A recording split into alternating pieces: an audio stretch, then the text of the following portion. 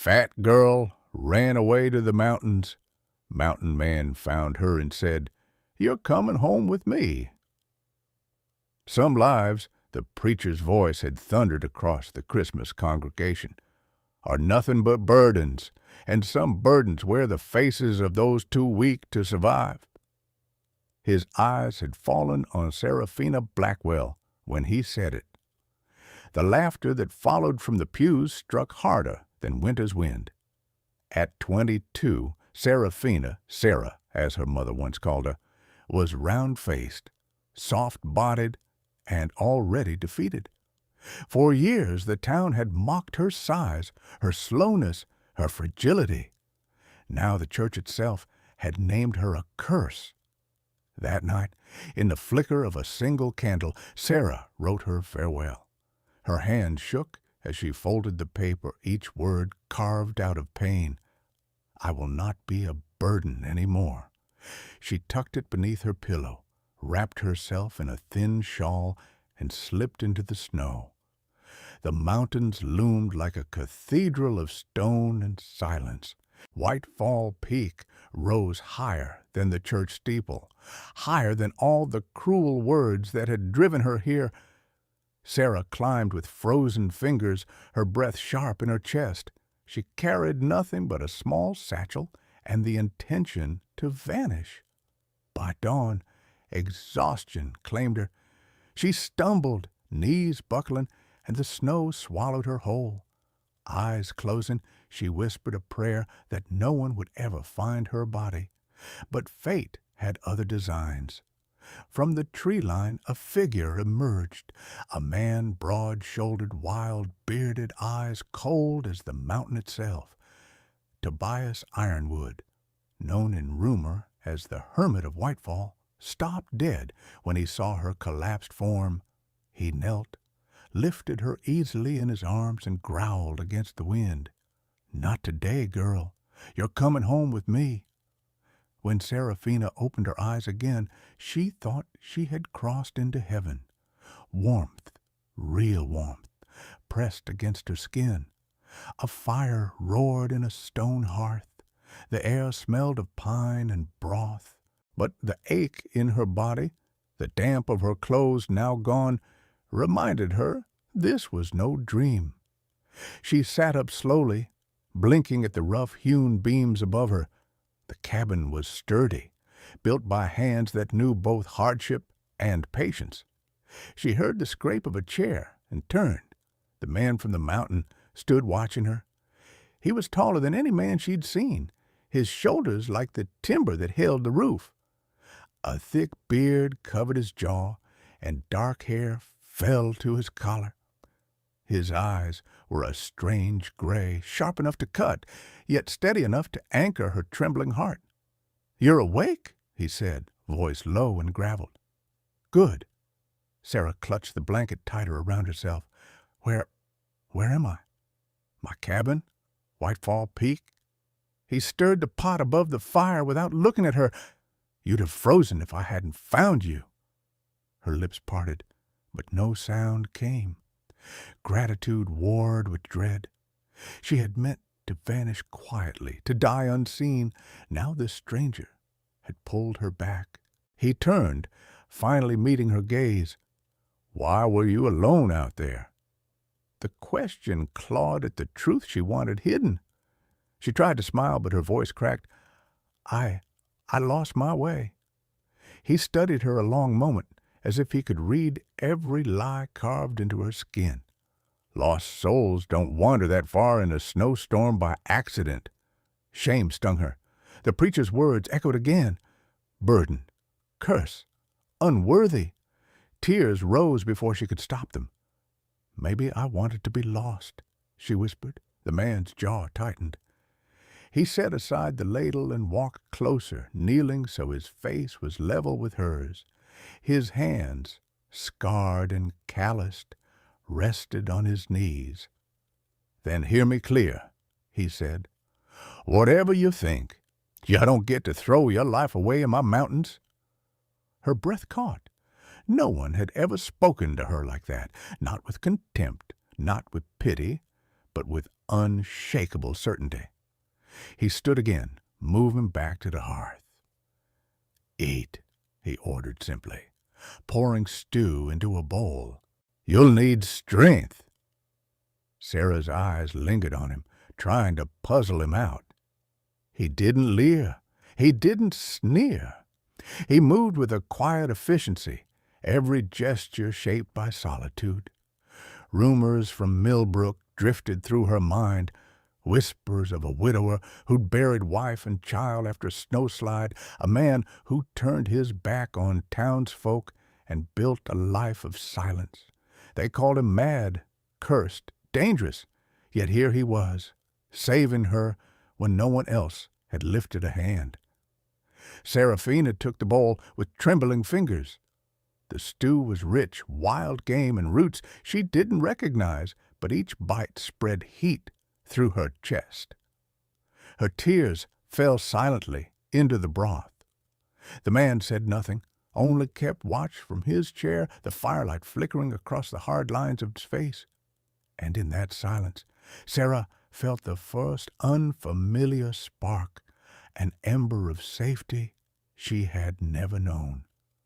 For the first 2 days, Seraphina barely rose from the cot. Her body was too frail, her spirit too fractured. Tobias Ironwood moved about the cabin with quiet strength, tending the fire, cooking, checking the traps he had set in the forest. He spoke little, only enough to remind her to eat or drink, but his presence filled the room like another hearth. On the third morning he said simply, "Dress warm. You're coming with me." Sarah blinked at him, startled. "Where?"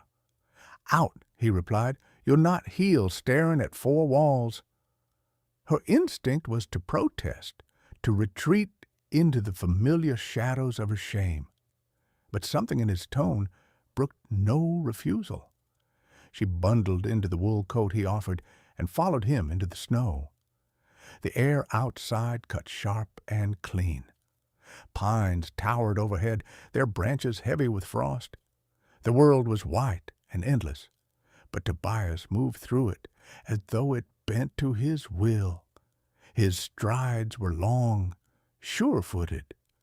She stumbled often, panting, but each time he slowed, waiting without complaint. They came to a frozen stream. Tobias crouched, showing her how to break through the ice with a small hatchet and test the water beneath. "Cold as death," he muttered, then filled a canteen. "Fresh enough to keep us alive." She watched him, fascinated. Everything he did, whether tying a knot, resetting a trap, or checking the bark of a tree for signs of game, was precise, practiced. He belonged here in a way she never had anywhere. When she faltered on the path, he reached back without looking, offering his hand. His palm was rough, warm, steadying. "Careful," was all he said. But to Sarah, that single word felt like an anchor thrown into the storm of her soul. By midday they had gathered a brace of rabbits and a pouch of herbs. Tobias showed her how to distinguish pine needles that could be brewed into tea from those that would make a body sick. She listened closely, surprised by her own eagerness. That evening, back in the cabin, she helped prepare the meal. Her knife work was clumsy, her fire tending uncertain, but he guided her with quiet patience. When she burned her fingers on the pot, he caught her wrist gently, dipped her hand into a bowl of snow, and said, "You'll learn." His eyes lingered on hers for a beat longer than before. Days became weeks. Each morning brought a new lesson, tracking prints in the snow, mending a snare, chopping wood in clean, even strokes. At first, she believed she was slowing him down, a burden, as she had always been called. But Tobias never once treated her as such. "You're stronger than you think," he told her one evening when she collapsed breathless after hauling firewood. "I'm not strong at all," she murmured. His gaze was steady, unflinching. Then why are you still standing? She had no answer, but the question stayed with her long into the night. One evening, as snow drifted against the window panes, Tobias returned from the forest with a small fir tree. Together they set it by the hearth, decorating it with scraps of ribbon and carved wooden shapes he had whittled long ago. When she laughed, truly laughed, for the first time in months, the sound startled them both. Tobias's lips twitched into something that might have been a smile, brief but real. And in that fragile moment, Seraphina understood this mountain, this man, this hard but honest life. They were not her death. They were her beginning. Winter held the mountain in its grip, but inside Tobias Ironwood's cabin, there was warmth enough to soften stone. The days fell into rhythm. The crunch of snow under boots at dawn, the steady crack of an axe against wood, the simmer of stew on the hearth. Seraphina grew accustomed to the sounds of his world, the rasp of a saw, the whistle of a kettle, the low hum he sometimes let slip while working at its bench. At first she watched from the cot, wrapped in blankets. Then she began to rise to help. Her hands, soft and clumsy, learned the weight of an iron pan, the stubbornness of dough mixed from coarse flour and melted snow. She swept the floor, dusting pine needles from the corners. She stitched torn seams in his shirts, her needle flashing in the firelight. Each small task left her breathless but proud. As though she was claiming a piece of life back from despair, Tobias rarely praised with words, but his silence spoke volumes. The first time she managed to keep the fire alive through the night, she awoke to find him nodding at the steady flames. "Good," he said simply. And she glowed all morning. One evening, as snow hissed against the window, she found him bent over a carving. His broad hands moved with surprising delicacy, shaping a scrap of wood into a small bird. She watched from the hearth until he noticed her. "You carve?" she asked softly. He grunted. "Helps keep the hands busy." He set the bird on the mantel, takes the edge off long winters. She touched the carving, traces the wings with her fingertip. "It's beautiful." He shrugged, uncomfortable with the compliment. But when she turned away, she did not see the faint flush beneath his beard. In return, she shared her own small talents. She sang while stirring the pot, half-forgotten hymns and lullabies. Her voice was clear and sweet, though shy. Tobias, mending a trap by the fire, listened without comment. Yet one night, when her song faltered mid-verse, his quiet voice said, "Don't stop." She looked at him in surprise. His eyes remained on his work, but she sang on, her cheeks warm. Little by little, the cabin shifted. What had been a shelter for one became a home for two. She began to set 2 bowls on the table without thinking, to fold his shirts alongside her dresses, to leave her sewing scattered where he would see it. And he, who had lived in silence for years, began to ask small things. "Tea? Tired? Sing again?" The tenderness was not in grand gestures, but in details. The way he always served her portion first, the way he cut wood enough for her to practice with smaller logs, the way he left her a lantern burning if he returned late from his traps. One evening, she ventured outside, alone.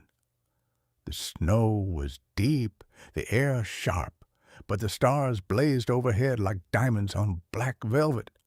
She turned, half expecting him to scold her for wandering. Instead, he stood in the doorway, watching with arms folded. "You'll freeze," he said. I wanted to see the stars, she replied. He walked out, draping his heavy coat over her shoulders. His hand lingered a moment longer than necessary. Then see them, he said, but don't do it alone.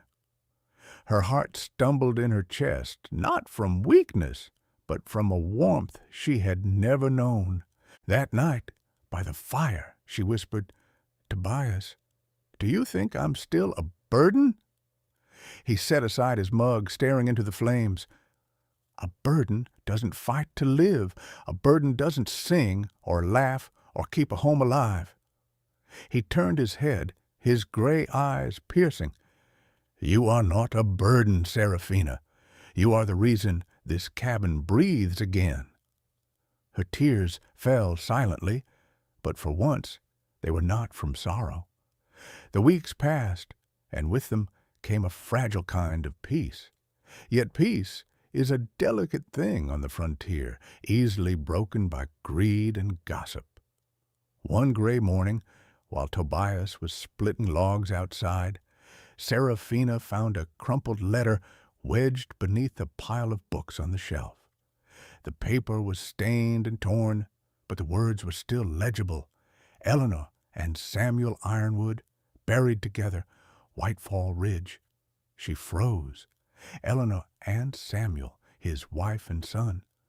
Tobias had never spoken their names. She tucked the letter back quickly, guilt gnawing at her. When Tobias entered, she could hardly meet his eyes. That night, by the fire, she asked softly, Do you ever go to the ridge? His axe hand twitched, though he was holding only a spoon. No. His tone was sharp enough to cut, but after a long silence it softened. I can't. The walls between them grew visible then. His grief, her secret knowledge. She longed to reach across the gap, but fear kept her still. Meanwhile, danger brewed in the town below. Marcus Blackwell, Seraphina's uncle, spread word that his niece had been lured into the mountains by a dangerous recluse.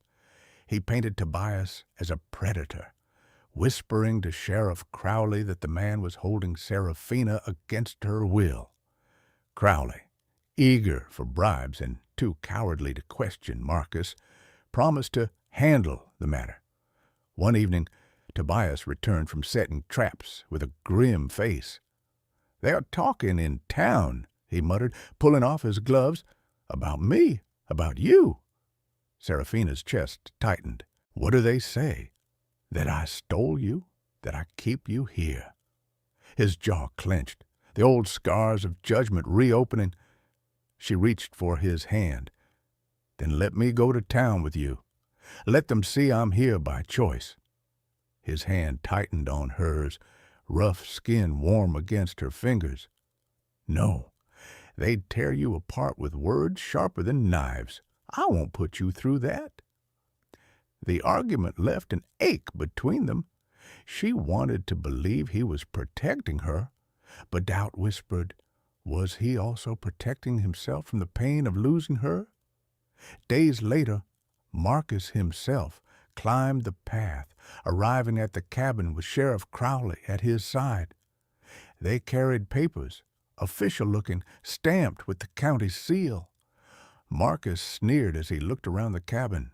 Well, well, our little runaway niece, fattened and hidden away like a kept pet.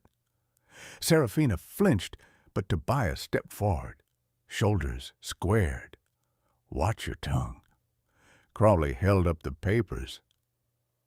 By law, she belongs with her kin. You'll hand her over. By law, Tobias growled, or by Marcus Blackwell's purse. Marcus smirked. Does it matter? Sign her over, or we'll bring more men next time. Seraphina found her voice, trembling but firm. I'm not leaving. Not with you. Not ever. Marcus's eyes flashed, but Crowley pulled him back. Careful, the sheriff muttered. Not here. Not now. They retreated, leaving threats hanging in the cold air. When the door shut, Tobias's fists shook at his sides. "They'll come again." Seraphina, still quivering, whispered, "Then let me stand with you." He turned to her, his grief and fear laid bare. "If I lose you too," his voice cracked. She stepped closer, placing her hand over his heart. "You won't, not if we face them together." The fire crackled, shadows dancing on the log walls as though the cabin itself held its breath. Outside, the wind howled through the pines, carrying the promise of storms to come. The storm broke on a moonless night. Snow fell heavy, muting every sound, until the only noise was the thrum of Seraphina's heart. She and Tobias sat by the fire, tension coiled tight between them. Both knew it was only a matter of time. The knock came like a gunshot. Tobias rose, musket already in hand. He motioned for Seraphina to stay back, but she followed to the door.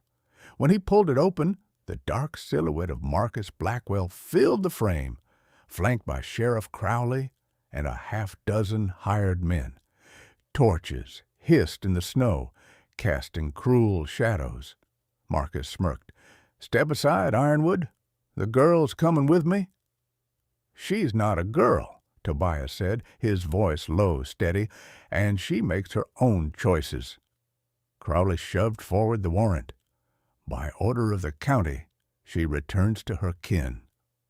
Seraphina stepped into the light. "I am not his property, and I am not yours. I choose to stay."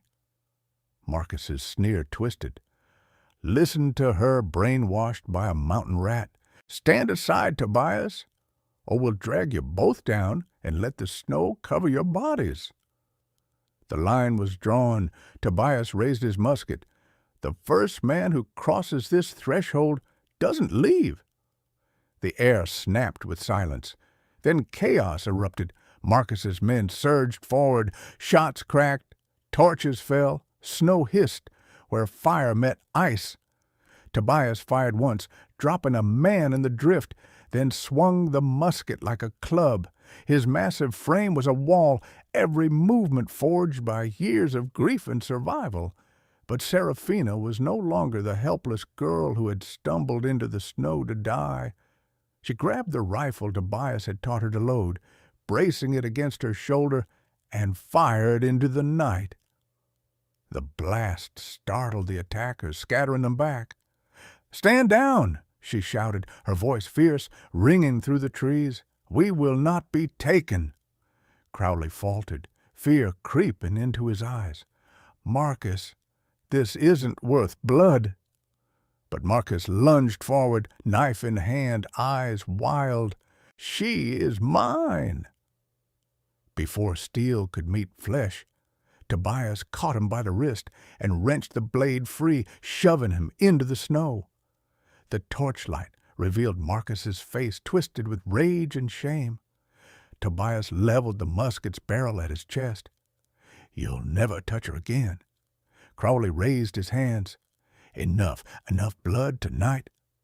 He yanked Marcus to his feet. "This is finished." The men retreated, their torches vanishing into the storm. When the door shut, Seraphina sagged against it, breath shaken. Tobias dropped the musket and pulled her into his arms. His voice was hoarse, breaking against her hair. "I thought I'd lose you." She clung to him, her tears hot against the cold. "You'll never lose me, not while I still have breath." The cabin glowed behind them, defiant against the storm as though love itself had held the night at bay. The storm passed, leaving a silence so deep it seemed the world itself was holding its breath. The cabin, battered but unbroken, glowed with the steady light of the hearth. Seraphina and Tobias sat side by side on the rug, wrapped in a single quilt, listening to the crackle of firewood.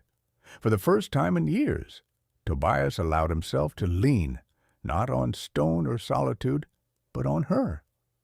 He studied her face, softened by firelight, the shadows of her tears drying into something stronger. "You're safe here," he murmured, his voice rough as gravel but warm as the flames. "If you'll have it, this can be your home." Her chest tightened. These were not the words of command he had spoken when he first found her in the snow. They were an offering, fragile and real. She pressed her forehead to his shoulder. "I already chose you, Tobias. The mountain is not my prison, it's my salvation. You are." He closed his eyes, exhaling as though years of ghosts were finally laid to rest. Outside, the snow glittered silver under a pale moon, the path down to Millbrook hidden, the future uncertain. Would the world beyond ever leave them in peace? Or would greedy hands and cruel tongues return to tear them apart? For now, none of it mattered. The cabin was warm, the storm had passed, and in the shelter of his arms, Seraphina knew she was no longer running toward death, but into life. The question lingered in the night air, unspoken yet alive. Was their love strong enough to hold against the world beyond these mountains? Stories like Seraphina and Tobias's remind us that even in the darkest winters, love can be the spark that saves us. What others call weakness, the right person will see as strength, beauty, and worth. Every time you share your thoughts, it reminds me that stories don't just belong to the page. They live in the hearts of those who listen. So tell me, where are you listening from tonight? Do you still believe in love that defies the odds? If you do, stay close. The next story might just be the one meant for you.